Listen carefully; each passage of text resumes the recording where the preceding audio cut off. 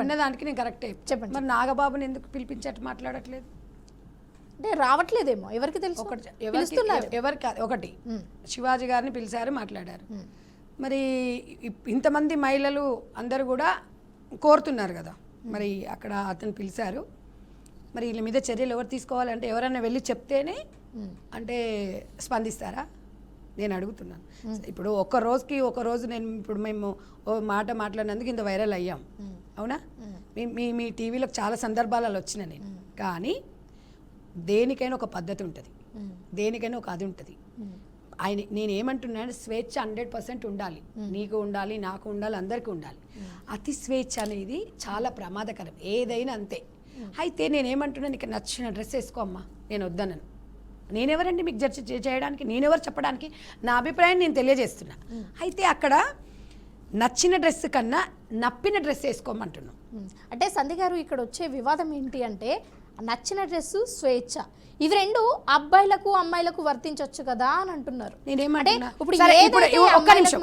ఇప్పుడు మీ దగ్గర ఇంతమంది కెమెరామెన్ పిల్లలు చెడ్డీలు వేసుకొని వస్తారా? పిల్లలు రావట్లేదు కదా, మరి రావట్లేదు కాబట్టి అడగట్లేదు.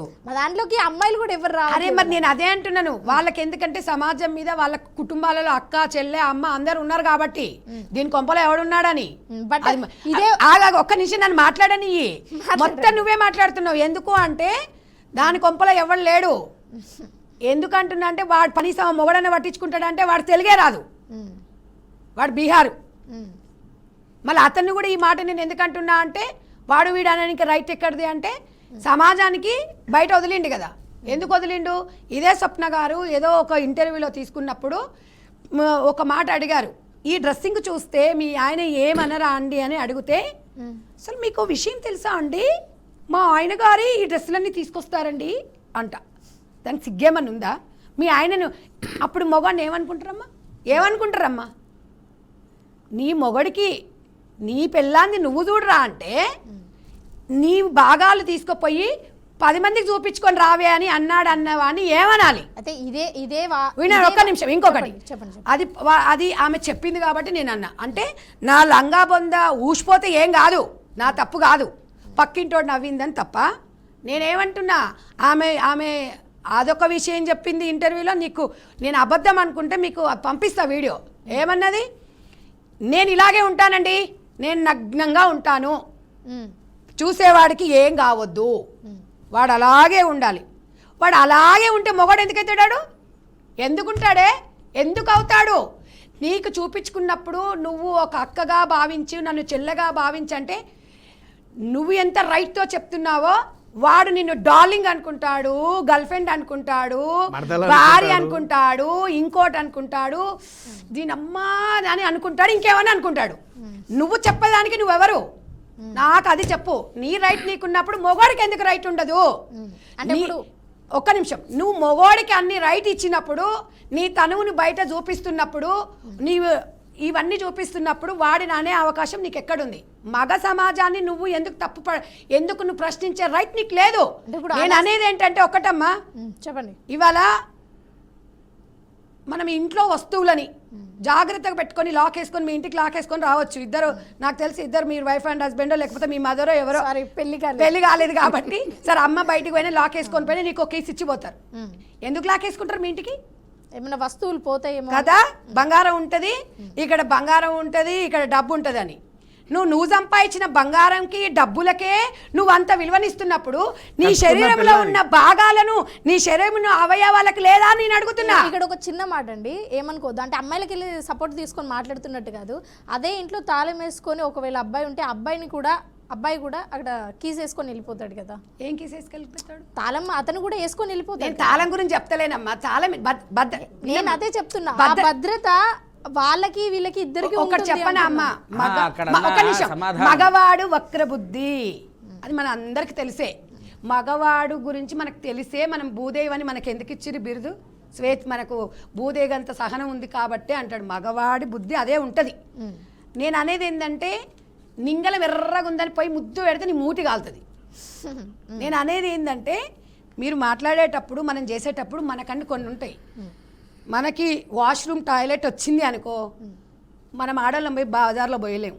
మగోడు పక్కన బండి ఆపి పోసొస్తాడు. నేను పచ్చిగా నీకు సమాధానం చెప్తున్నా. ఇక నన్ను ఎవరన్నా ఏమని అనుకోని.